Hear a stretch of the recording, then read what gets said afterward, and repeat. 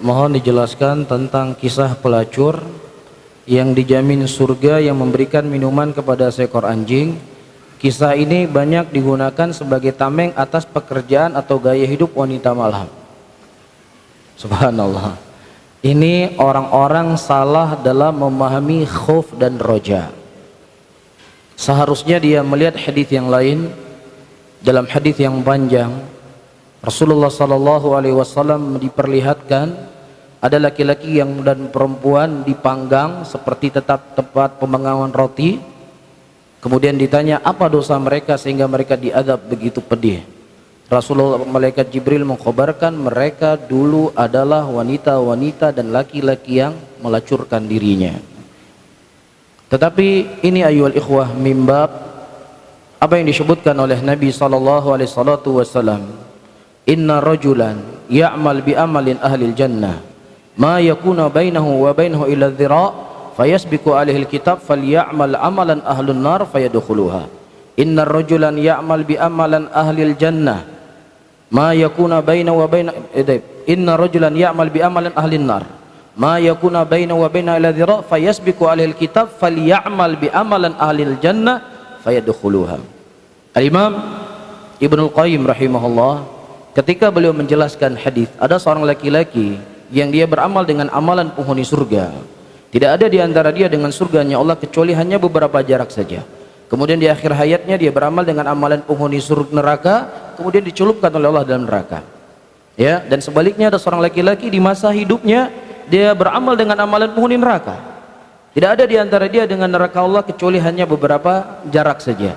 Kemudian di akhir hayatnya dia beramal dengan amalan penghuni surga dan Allah masukkan dia ke dalam surga. Di antara maknanya, terkadang ayyuhal ikhwah rahimani wa rahimakumullah, orang-orang yang mereka diberikan taufik dan hidayah oleh Allah beramal secara zahir, tetapi terkadang dia punya hasad, punya kesombongan, punya menganggap dirinya hebat dalam hatinya. Kemudian di akhir hayatnya justru penyakit hati itu lebih mendominasi dirinya, kemudian membakar amalan-amalan yang dilakukan secara zahir tadi. Dan bisa saja seseorang yang terkadang dia berbuat dosa, berbuat maksiat, tetapi tersimpan dalam hatinya sesuatu, ya, perkara yang dia dengannya ingin bertobat dan beristighfar kepada Allah Subhanahu wa taala.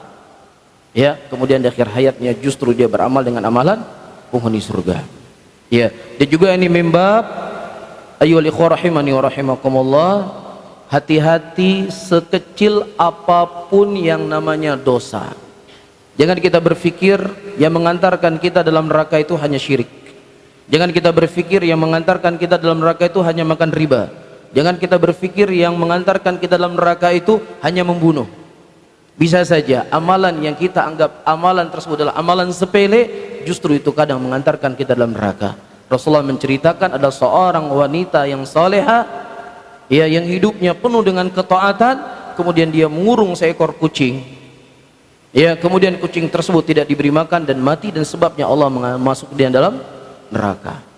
Dan sebaliknya, jangan pernah ada satupun di antara kita menganggap kecil, sekecil apapun amalan tersebut, karena kita tidak tahu mana amalan yang bisa mengantarkan kita dalam surga. Kita berpikir salat malam kita mengantarkan dalam surga, kita berpikir yang mengantarkan kita dalam surga adalah apa? Haji atau umrah kita.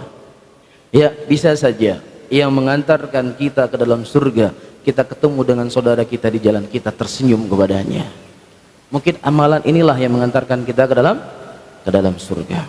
Jelas ya, semakin seseorang itu takut kepada Allah, maka semakin dia merasa dirinya itu tidak memiliki apapun. Sebagaimana dinukilkan oleh Amirul Mukminin Umar bin Khattab radhiyallahu taala anhu, beliau berkata, "Idza nada munadin minas sama, innakum dakhilunal jannah illa rajulan wahidan la khiftu ana huwa."